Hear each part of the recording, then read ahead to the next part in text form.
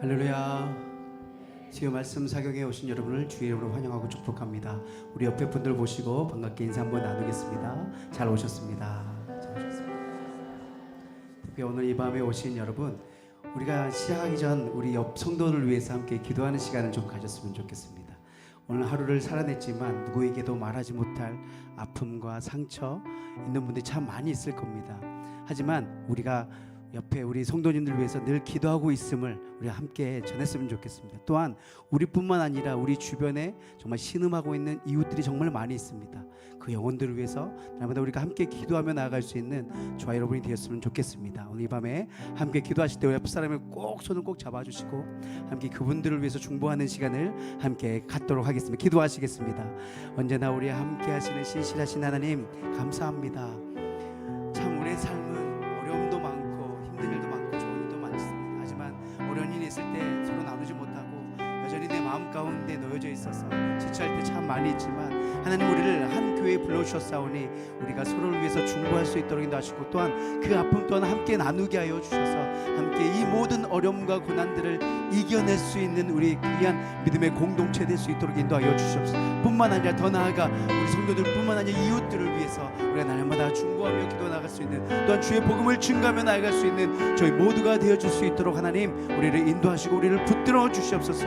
우리가 지쳐서 기도할 수 없을 때 우리가 함께 늘 기도하고 있음을 기억하게 하시고 우리를 위해 늘 중보하시는 예수 그리스도를 기억하게 하시며 우리가 함께 주님과 동역하며 함께 동행하며 살아갈 수 있는 저희 모두가 되어줄 수 있도록 인도하여 주시옵소서. 하나님, 오늘 이 밤에 주의 이름 앞에 나아갑니다. 우리를 부르신 그 신실하신 그 은혜의 보좌 앞에 나아갈 때 주님, 우리에게 그 은혜를 더하시고 하늘의 위로가 평강이 우리 안에 넘쳐나는 귀한 시간 될 수 있도록 하나님 인도하여 주시옵소서. 감사합니다.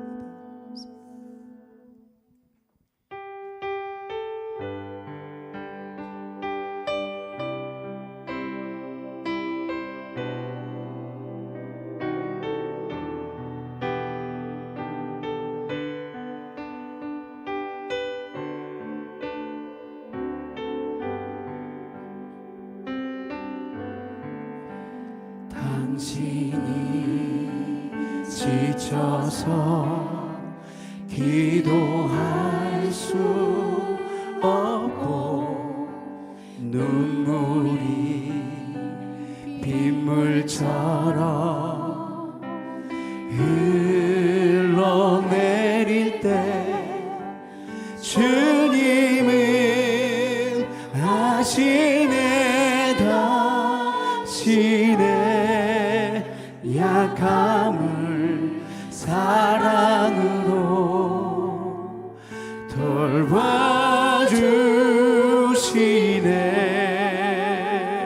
누군가 널 위하여, 누군가 널 위하여,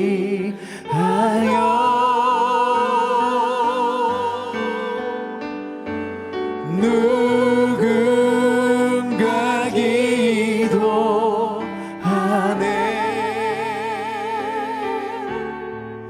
내가 홀로 외로워서 마음이 무너질 때 누군가 널 위해 기도하네. 당신이 외로이 홀로 남았을 때 당신은 누구에게 위로를 얻나. 주님은 아시네, 다시네 약함을 그대 홀로 잊지 못함을 조용히 그대 위에, 조용히 그대 위에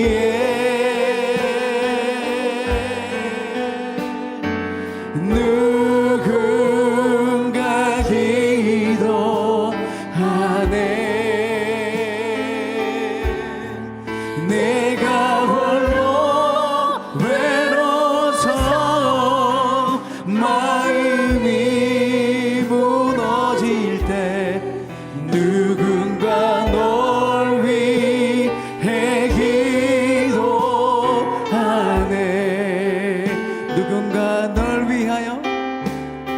누군가 널 위하여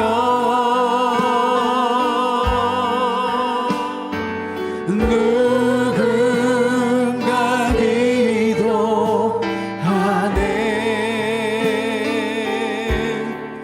내가 홀로 외로워서 마음이 무너질 때 누군가 널 위해 기도하네. 할렐루야. 우리의 마음과 우리의 상황을 아시고 우리의 기도를 들으시는 우리 주님께 영광의 박수 올려드리겠습니다.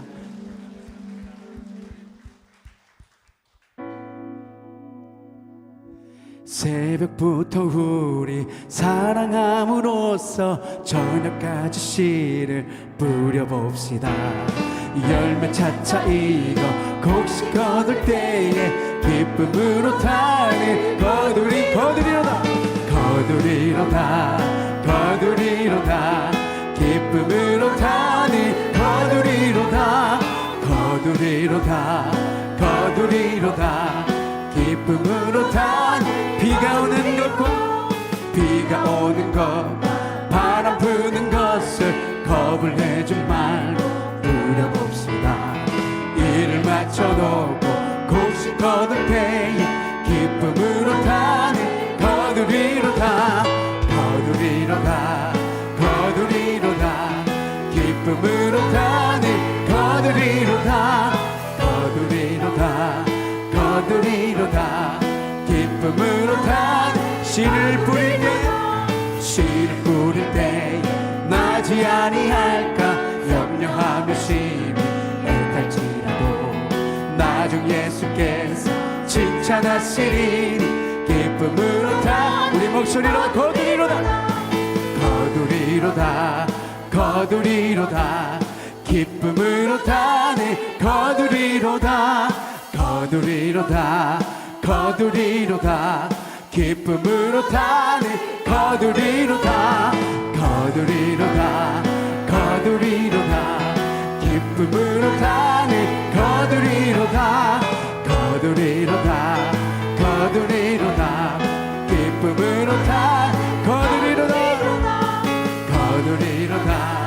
거두리로다 기쁨으로 타네 거두리로다 기쁨으로 타네 거두리로다. 아멘.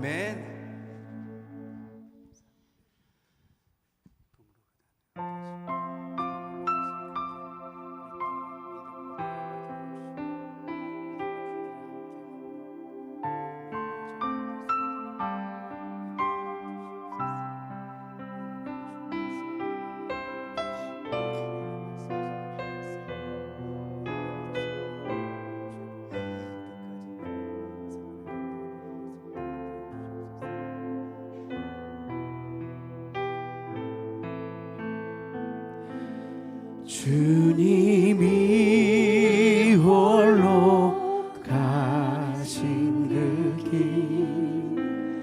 나도 따라가고 모든 물과 비를 흘리신 그 길을 나도 가오 험한 산도 나는 괜찮소 바다 끝이라도 나는 괜찮소 죽어가는 저들을 위해 나를 버리길 바라오 아버지 나를 보내주오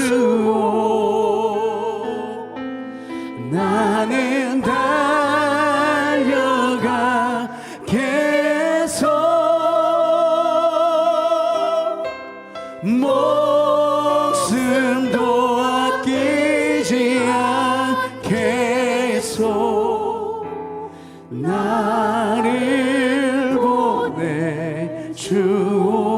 믿음으로 더욱더 고백합시다.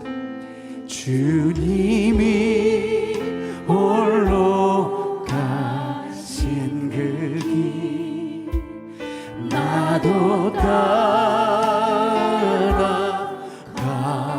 따라가오.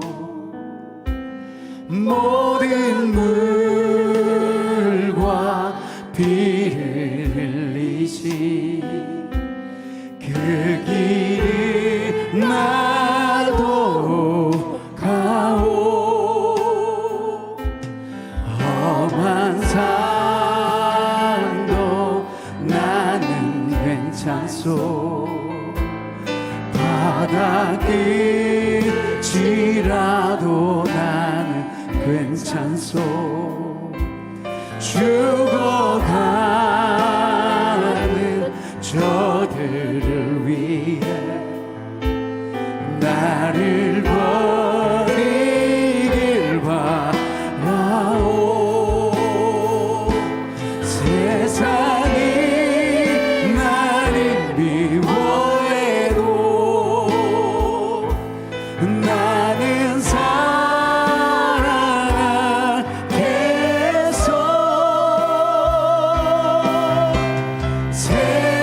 세상을 구원한 십자가 나도 따라가오. 생명을 버리면서까지 생명을 버리면서까지 나를 사랑한 당신 이 작은 나를 받아주오.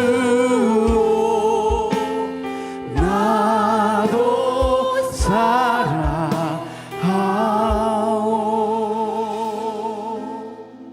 아멘. 이 시간 우리 교회의 공동 기도 제목으로 함께 기도합니다.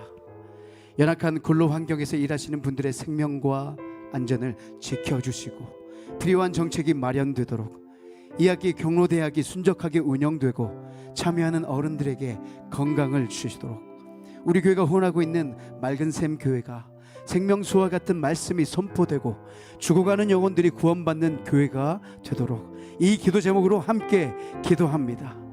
언제나 우리 함께 하신 신실하신 하나님, 오늘 이 밤에 함께 모인 저희들이 한 목소리로 기도하며 나아갑니다. 하나님, 연약한 근로 환경에서 일하시는 분들을 위해서 이 시간 간절히 기도합니다.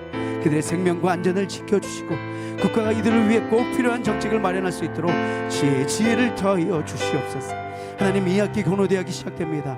주 안에서 순적하게 운영되게 하여 주시고 참여하는 모든 어른들에게 육신의 건강함을 더하여 주셔서 즐겁게 참여할 수 있도록 은혜 더하여 주시옵소서. 우리 교회가 후원하고 있는 맑은 샘 교회를 위해서 간절히 기도합니다. 생명수와 같은 말씀이 선포되어지게 하시고 그 말씀으로 죽어가는 영혼들이 구원받는 교회가 될 수 있도록 하나님 인도하여 주시옵소서. 우리를 사랑하시고 함께 하시는 하나님 아버지, 주의 손으로 만드신 것을 다스리라 하신 주님께 영광과 찬양을 드립니다. 우리를 구원하신 주님, 우리 입의 말과 마음의 묵상이 주께서 받으실 만한 것이 되기를 원합니다. 감사의 삶을 살아가야 하는데 때론 내가 주인 되어 살아갔음을 고백합니다. 회개하오니 용서하여 주시옵소서. 우리가 알고도 죄 짓는 일을 없게 하시고 그 죄가 우리를 지배하지 못하게 하소서. 예수님의 보혈로 우리 죄를 씻어 주시옵소서. 발리 단기 선교도 안전하게 마치고 돌아오게 하시니 감사합니다. 유진벨 비전센터 건축이 사고 없이 준공하여 개관식을 하게 됩니다. 그 일도 감사합니다. 주님의 말씀은 올바르니 마음에 기쁨을 주고 순전해서 눈을 밝혀줌을 압니다. 우리가 주의 말씀을 붙들고 예수님을 닮아가기를 원합니다. 주님이 다시 오실 때까지 육과 영의 건강을 허락하여 주셔서 항상 주님을 찬양하며 살아갈 수 있도록 성령님 도와주시옵소서.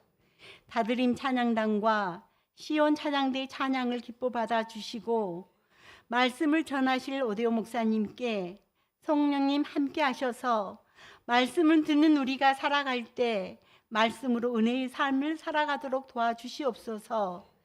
가족들 중에 아픈 사람도 있습니다. 주위의 손길로 어루만져 주시고 쾌유할 수 있도록 도와주시옵소서. 교회의 교육 프로그램에 많은 성도들이 참여하여 가르치고 배우고 복음을 선포하며 지역을 섬기는 성도들이 되게 하여 주시옵소서. 예배 순서마다 주관하여 주시고 수고하는 손길 위에 은혜 내려 주시옵소서.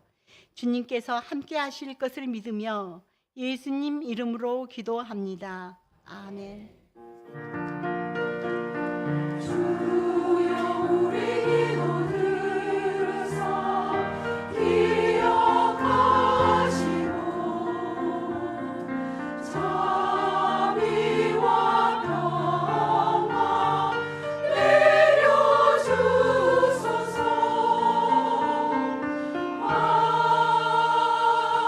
아멘.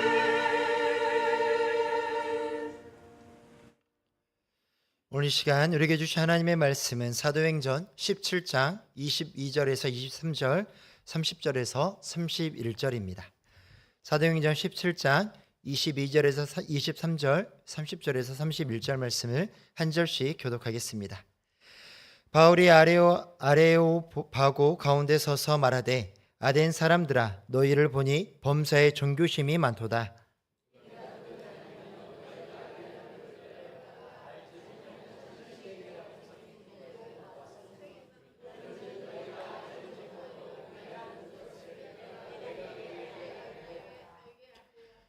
알지 못하던 시대에는 하나님이 간과하셨거니와 이제는 어디든지 사람에게 다 명하사 회개하라 하셨으니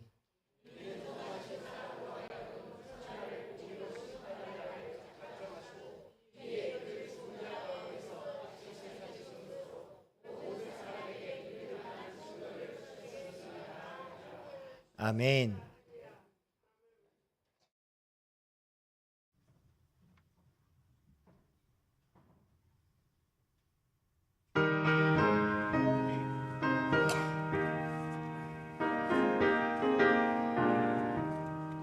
기도하는 이 시간 주께 무릎 꿇고 우리 구세주 앞에 다 나아가리.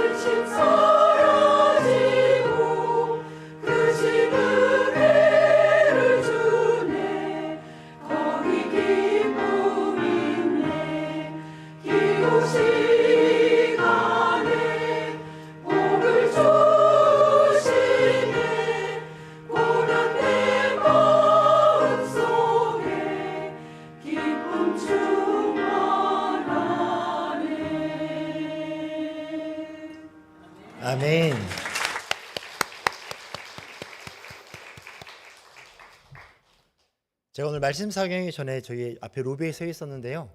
한 장로님이 저에게 오셔서 이렇게 인사하셨습니다. 우리 한번 인사해 볼까요? 많이 추워졌습니다. 이제 좀 여름이 지나간 것 같죠? 네, 우리의 삶 가운데에도 하나님께서 부어주시는 시원한 바람이 우리의 삶 가운데 가득 넘치기를 간절히 소망합니다. 오래전 직장을 다닐 때 같은 부서에서 일하던 형님과 이야기를 나눌 기회가 있었습니다. 그 형님은 제가 신학생인 걸 알아요. 제가 신학교를 졸업하고 잠깐 직장 생활을 하고 있다는 걸 알고 있었습니다. 그래서 이야기를 나누다가 본인도 어렸을 때 교회를 다녔다.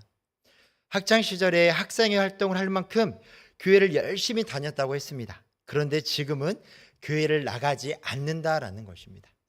그래서 조심스럽게 그 이유를 물어보았어요. 대답이 뭐였을까요? 간단했습니다. 한마디였습니다. 실망했다. 무엇에 실망했을까요? 매주 설교를 통해서 들은 말씀과 교회를 다니는 사람들의 삶이 일치하지 않는 그 모습에 실망했다라는 것입니다.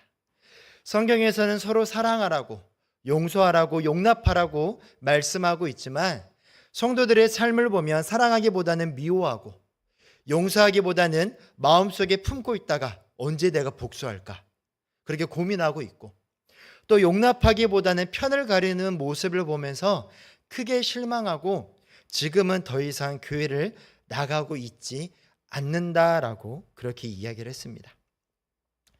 요즘 우리가 사는 시대를 탈기독교 시대라고 부릅니다. 탈기독교 시대, 무슨 말일까요? 과거에는 교회와 성경이 존중받았지만 지금은 교회가 낯설고 복음을 불신하거나 조롱하는 시대가 지금 우리가 사는 시대라는 것입니다. 과거에는 교회와 성경적 가치가 사회 전반에 큰 영향을 끼쳤지만 이제는 주변부로 밀려난 상황이다라는 것입니다.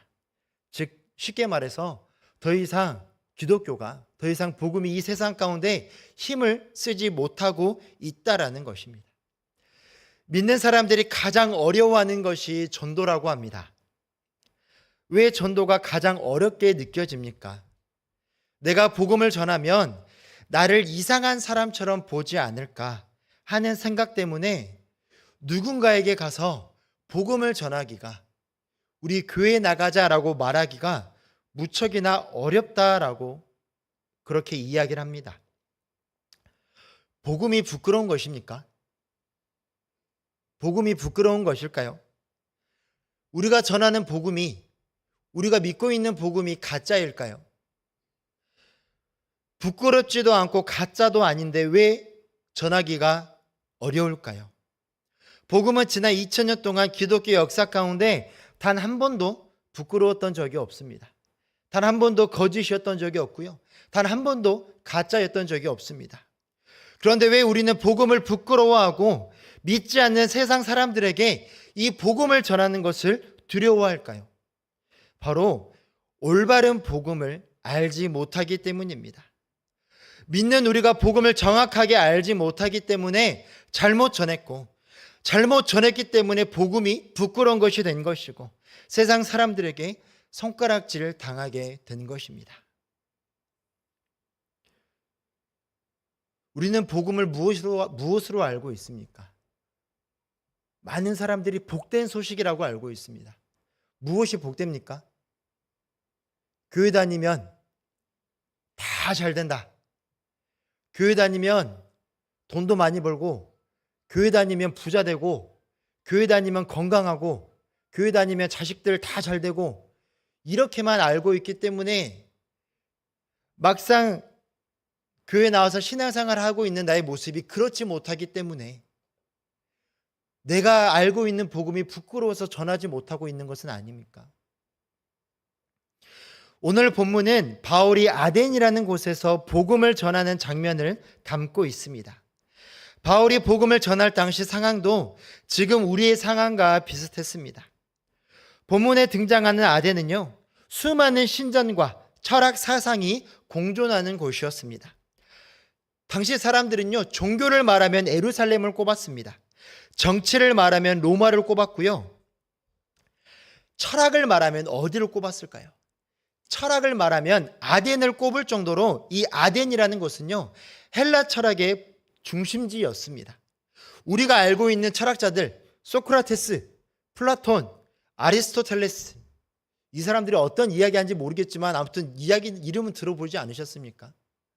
이 유명한 철학자들이 활동했던 곳이 바로 이 아덴이라는 곳이었다고 합니다. 바울이 복음을 전했던 아레오바고, 어려워요 발음하기가, 아레오바고, 이곳은요 단순한 광장이 아니라 이 모든 철학 사상의 중심지였습니다. 철학자들과 지성인들이 모여서 토론하는 곳이 바로 이 아레오바고라는 곳이었습니다. 오늘날로 치면요 대학 강당이나 국제 포럼과도 같은 자리였습니다. 바울은요 이곳에서 복음을 전해야 됐습니다. 복음을 알지 못하는 사람들에게, 다른 사상들과 다른 이념들로 가득한 사람들에게 바울은 이곳에 서서 복음을 전해야 했습니다. 쉬웠을까요? 복음을 전하기 쉽지 않았습니다. 하지만 자신에게 주어진 일이기 때문에, 자신이 이곳에 온 목적이기 때문에 바울은 그곳에서 담대하게 복음을 전합니다.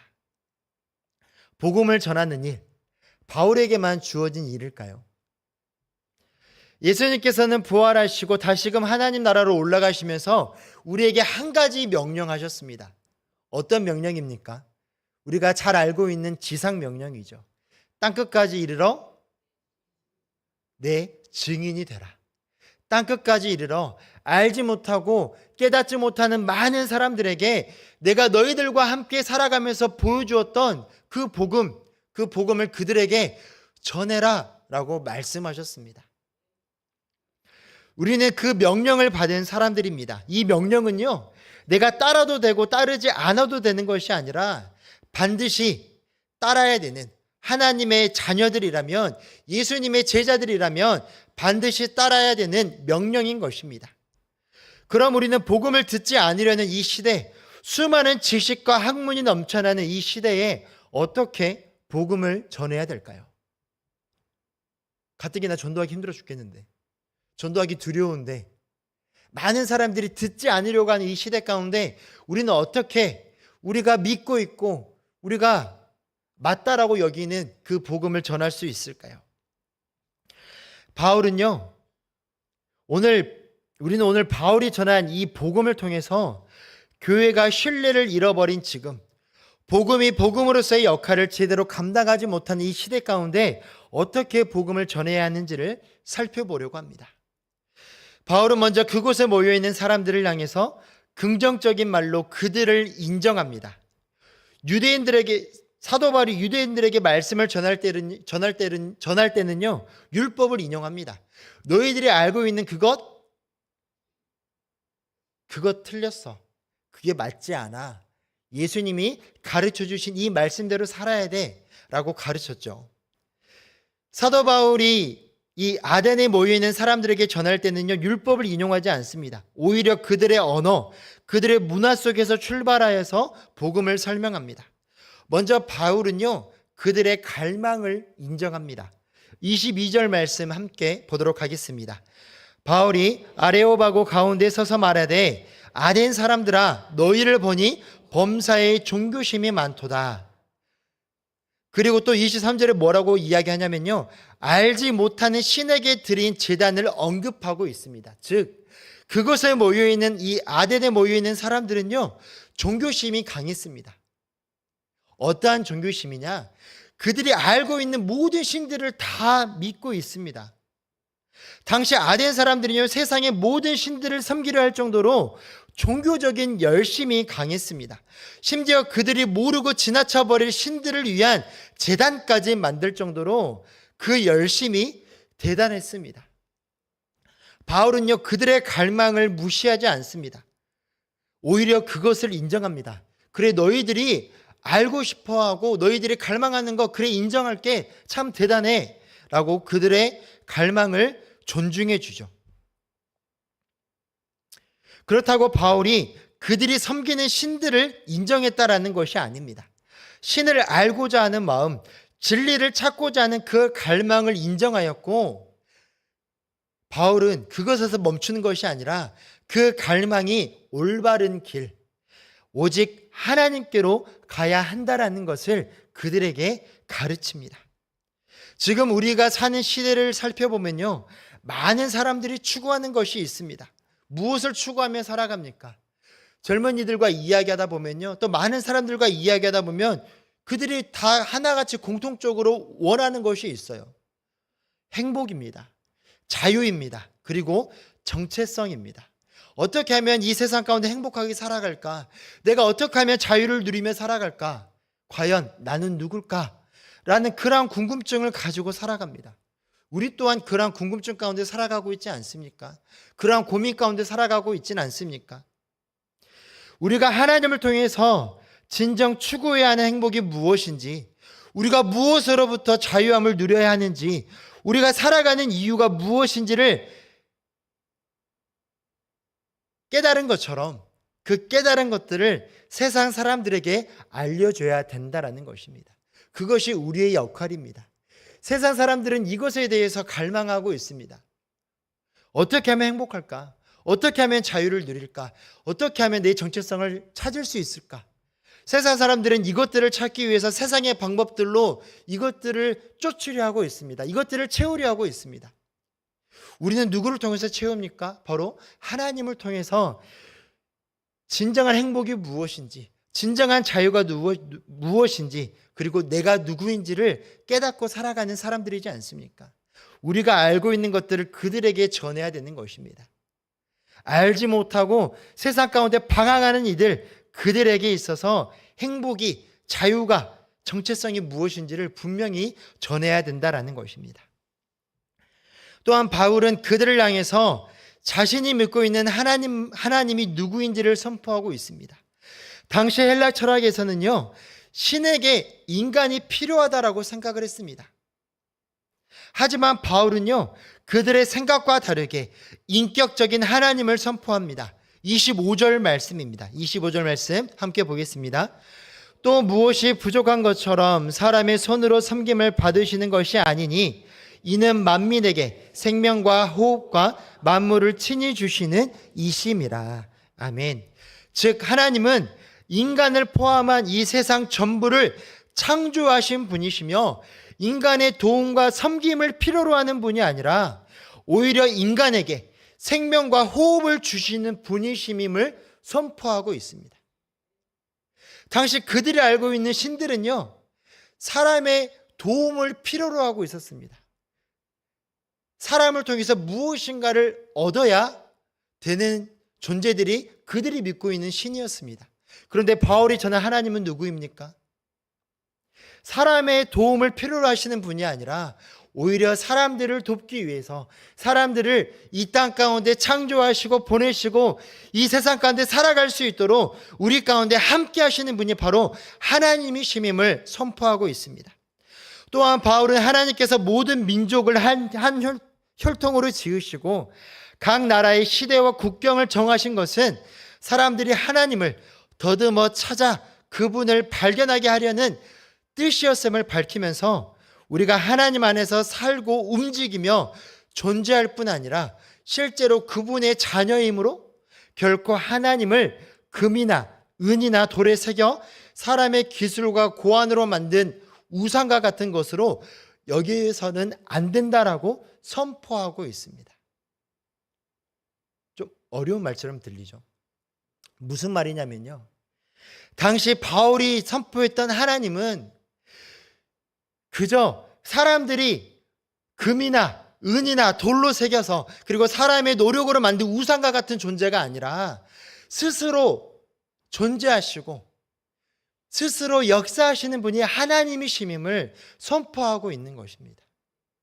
즉 사람의 도움을 필요로 여기시는 분이 아니라 사람을 돕기 위해서, 즉 사람들이 하나님의 뜻 가운데 살아가도록 하나님의 창조 가운데 하나님의 뜻 가운데 우리를 창조하시고 우리를 그분의 뜻 가운데 살아갈 수 있도록 우리를 인도하시는 분이 하나님이시다라는 것을 분명히 그들에게 선포하고 있는 것입니다. 그 무엇도 하나님을 대신할 수 없음을 강력하게 선포하고 있는 것입니다. 우리에게도 우상이 있습니다. 무엇입니까? 바로 나를 위해서 만든 무엇이 바로 우상입니다. 하나님은요, 나를 위해서 존재하시는 분이 아닙니다. 우리가 잘못 믿으면요, 하나님을 우상으로 만들 수도 있습니다. 이사야 43장 21절 말씀을 보면요, 하나님께서 우리를 지으신 분명한 목적이 있습니다. 함께 보겠습니다. 이사야 43장 21절입니다. 이 백성은 내가 나를 위하여 지었나니 나를 찬송하게 하려 함이니라. 아멘. 하나님이 인간들을 지을 때 누구를 위해서 지으셨다고요? 우리를 위해서, 아니 하나님 스스로를 위해서 우리를 지었다라고 말씀하십니다. 우리를 통하여서 하나님의 영광 받으시기 위해서 우리를 지으셨다라고 말씀하고 있습니다. 우리를 잘 먹고 잘 살게 하려고 지으신 것이 아니라 우리를 통하여서 하나님만이 유일하신 하나님이십니다. 하나님만이 우리를 창조하시고 우리를 이끄시고 우리 가운데 역사하시는 분이십니다라고 영광 받으시기 위해서 우리를 지으셨다라고 성경은 말씀하고 있습니다. 그런데 우리는 어떠합니까? 잘 먹고 잘 살기 위해서 하나님을 믿고 있지는 않습니까? 하나님을 그저 내 소원을 이루시는 분 정도로 여기고 있지는 않습니까? 우리가 누구를 믿는지, 무엇을 믿는지, 그리고 왜 믿는지를 분명히 깨달아야 하나님을 올바로 믿고 섬길 수 있습니다. 마지막으로 바울은 그곳에 모인 이들을 향하여서요, 예수님의 십자가와 부활을 선포합니다. 그리고 회개할 것을 요구합니다. 30절 말씀입니다. 알지 못하던 시대에는 하나님이 간과하셨거니와 이제는 어디든지 사람에게 다 명하사 회개하라 하셨으니. 아멘. 무엇에 대한 회개입니까? 바르지 못한 것을 쫓은 것에 대한 회개입니다. 올바로 믿지 못한 것에 대해서 회개하라고 말씀하고 있습니다. 알지 못하던 시대에는 하나님이요, 뭐라 하지 않으셨대요. 간과하셨다라고 말하고 있습니다. 그런데 이제는 하나님께서 예수님을 통하여서 무엇이 진정한 복음인지를 보여주셨습니다. 보여주셨으니 이제는 그 복음을 믿으며 살아가라고 말씀하고 있는 것입니다. 너희들이 그것을 복음으로 여기지 않고 그것을 진리로 여기지 않고 여전히 너희들이 알고 있는 것, 너희들이 믿고 있는 것, 그것을 쫓아 살아가는 것, 그것들을 회개하라고 말씀하고 있는 것입니다. 예수님께서는 잘못된 것을 쫓으며 살아간 우리를 위해서 이 땅 가운데 오셨습니다. 그리고 십자가에 달려 돌아가심으로 우리를 다시금 하나님의 자녀 삼아주시고 다시금 우리를 살리셨습니다. 바울은 그것을 선포하고 있는 것입니다. 바울의 설교를 살펴보면요, 결론은 언제나 예수 그리스도의 십자가와 부활입니다. 철학적 논리나 종교적 제안이 아니라 역사 속 사건인 예수의 부활을 강조하고 있는 것입니다. 이것이 바로 바울이 전한 복음의 핵심입니다. 우리가 이제까지 전했던 복음은 무엇입니까? 이거 다 빼놓고 있지 않았습니까?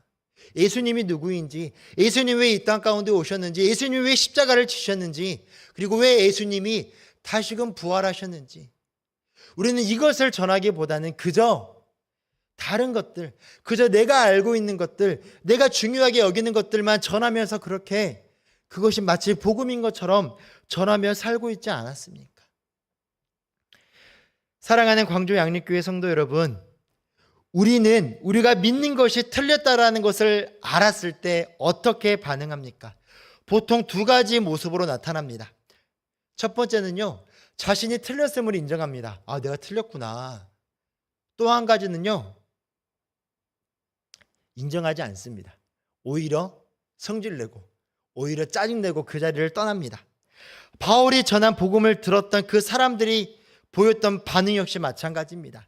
누군가는요, 바울이 전한 복음을 듣고 바울을 조롱하며 떠납니다. 또 누군가는 바울의 말을 더 듣고 싶어 하고요. 또 누군가는 바울이 전했던 그 복음을 믿고 바울과 가까이 지내는 사람들이 나타나게 되었습니다. 많은 사람들이 교회를 신뢰하지 않고 떠나고 있는 지금, 우리가 해야 될 일은요, 예수님의 명령에 따라서 이 땅 가운데 복음을 전하는 것입니다. 복음은 2000년 전이나 지금이나 전혀 변하지 않았습니다. 여전히 능력이 있고 여전히 이 땅을 변화시킬 수 있습니다. 중요한 것은 우리가 복음을 어떻게 알고 전하는가에 있습니다. 먼저 나는 너희와는 달라, 너희들은 틀렸어 라는 자세가 아니라 존중하는 마음으로 다가가시기를 바랍니다. 그렇다고 그들과 같아지라는 것이 아닙니다. 그들이 추구하는 것, 그들이 쫓는 것, 똑같이 그것들을 쫓으며 살아가라는 것이 아니라 그들이 가지고 있는 질문과 고민을 존중하며 대화를 시작해야 된다라는 것입니다. 그리고 올바르게 전해야 됩니다. 제가 아동부 사역을 했을 때 있었던 일입니다. 매주 금요일이 되면요, 부장 선생님과 함께 주변에 있는 초등학교에 교문 전도를 나갔습니다. 그런데요, 그 집사님이 전한 복음 방식 뭐였냐면요, 아이들이 지나가면요 잡아요. 딱 잡습니다. 너 교회 다니냐 안 다니냐? 안 다니는데요. 너 그럼 죄인이야. 너 회개해야 돼. 회개하지 않으면 지옥 가. 그 말을 들은 아이가 어떻게 반응했을까요? 아, 저 죄인이에요. 이렇게 반응했을까요? 기겁하고 도망갑니다. 몇 시간 지나서 교회로 전화가 옵니다. 도대체 우리 아이한테 무슨 말을 했냐고. 그 말을 듣고 교회로 온 아이들이 과연 있었을까요? 제가 그 부장님과요 참 많이 싸웠습니다. 부장님, 아이들에게 그렇게 복음을 전하면 되겠냐고. 그렇게 전해봤자 아이들이 안 듣고 오히려 반감만 산다고 했더니 고집이 세셔요. 결국에는 제가 이기지 못했습니다. 결국에는 제가 중고등부로 옮기고 나서 모르겠어요. 그 다음에 그 집사님이 어떻게 복음을 전했는지. 그 집사님의 모습을 보면서 참 답답했습니다. 믿지 않는 사람들에게 그저 너희들 틀렸어 다 귀를 닫아요.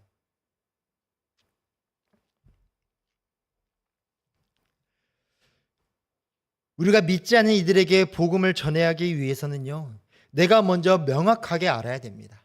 내가 믿는 하나님이 누구이신지, 내가 왜 하나님을 믿어야 하는지, 그리고 나는 하나님 안에서 누구인지를 분명히 알아야 우리는 복음을 전할 수 있습니다.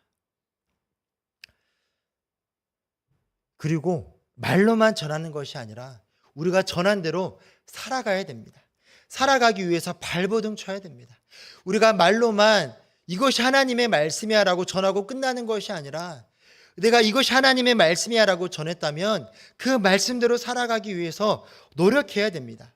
비록 내가 그렇게 살 수 없을지라도 그렇게 살아가기 위해서 발버둥 치는 모습이 우리 가운데 있어야 된다는 것입니다.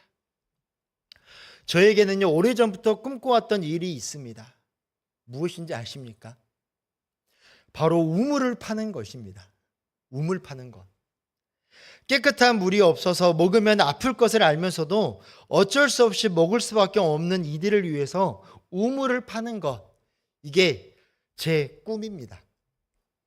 그래서 그 꿈을 한번 이뤄보려고요, 한번 알아봤어요. 우물을 팔려면 어느 정도의 금액이 필요한지. 상당히 많이 필요하더라고요. 1,000만 원 이상을 줘야 우물을 팔 수가 있대요.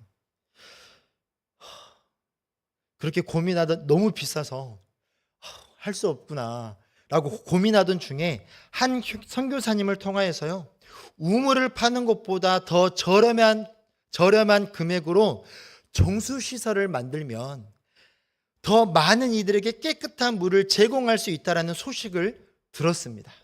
그 소식을 듣고 제가 어떻게 했을까요? 띄워주세요. 만들었어요.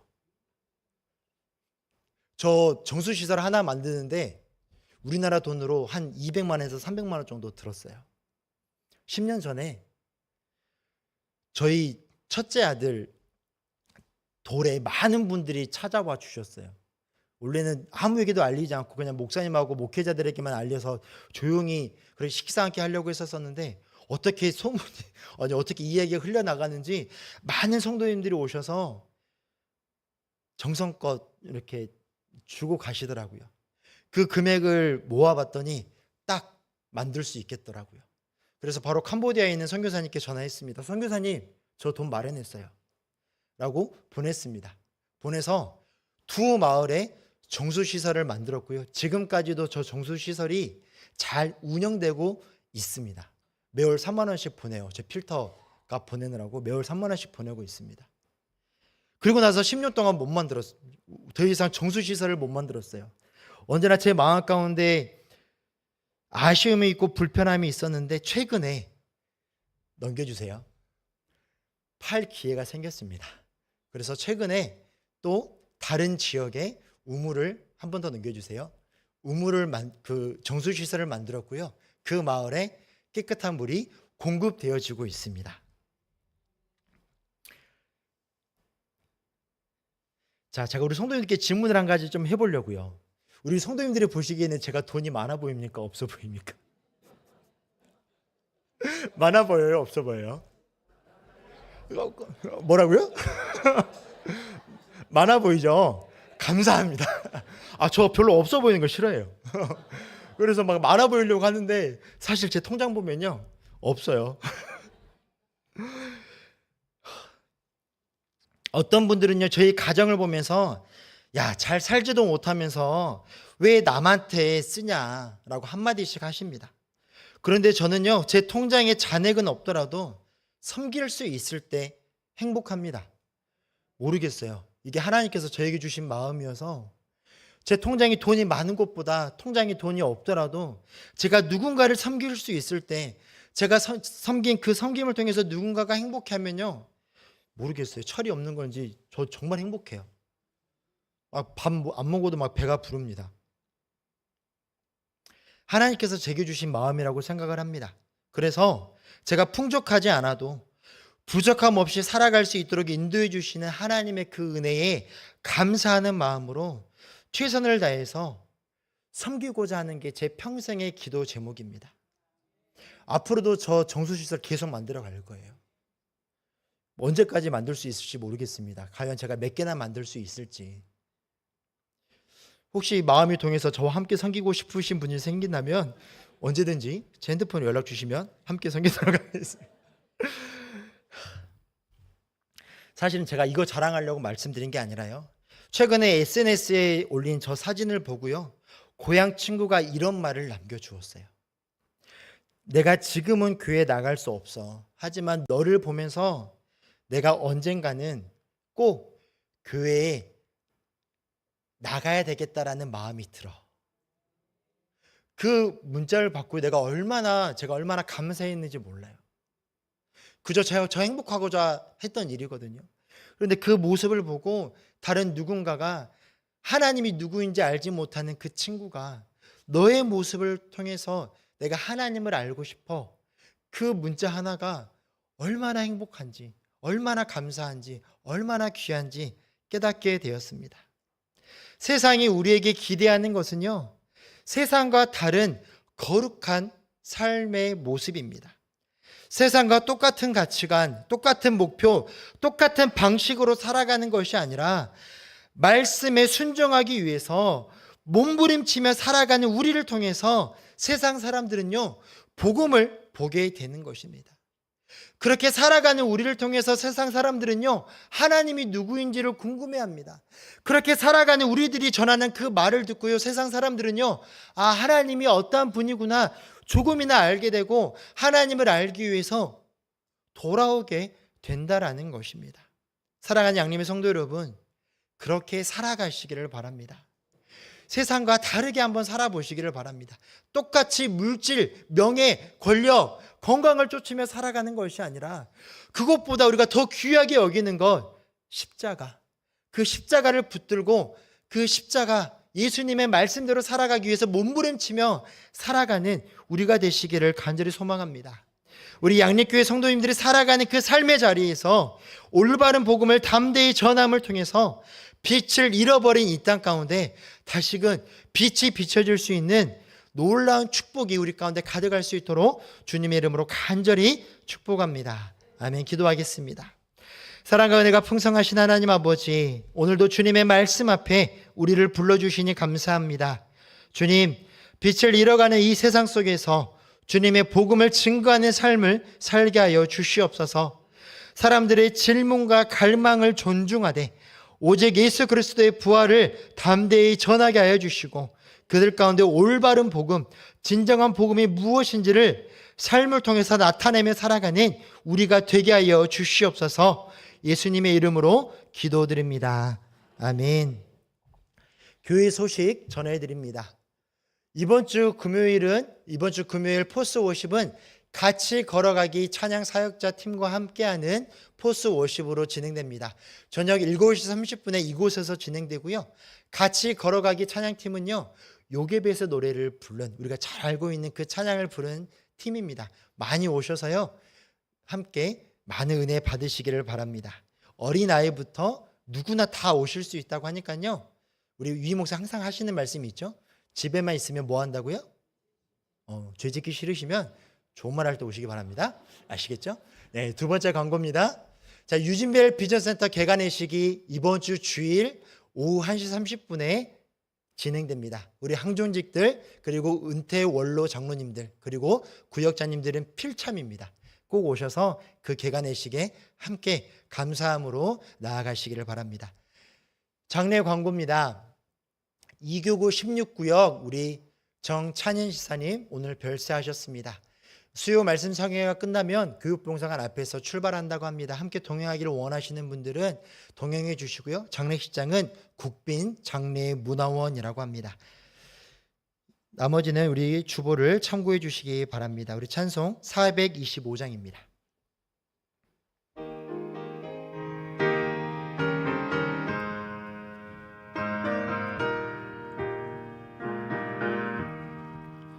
주님의 뜻을 이루소서. 고요한 중에 기다리니 진흙과 같은 날 빚으사 주님의 형상 만드소서.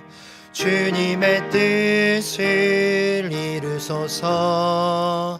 주님 발 앞에 엎드리니 나의 맘속을 살피시사 눈보다 희게 하옵소서.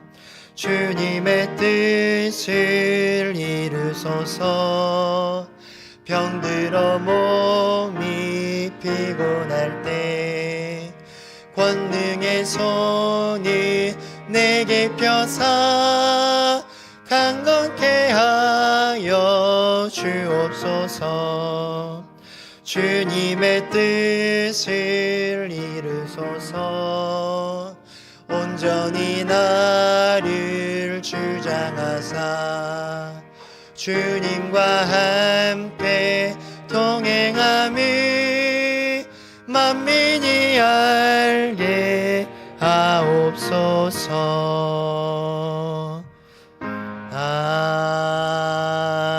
아멘. 기도하겠습니다.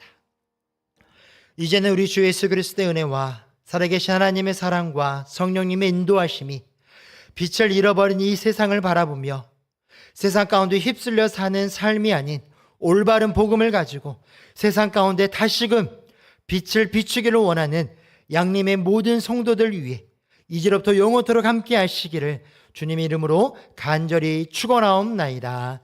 아멘.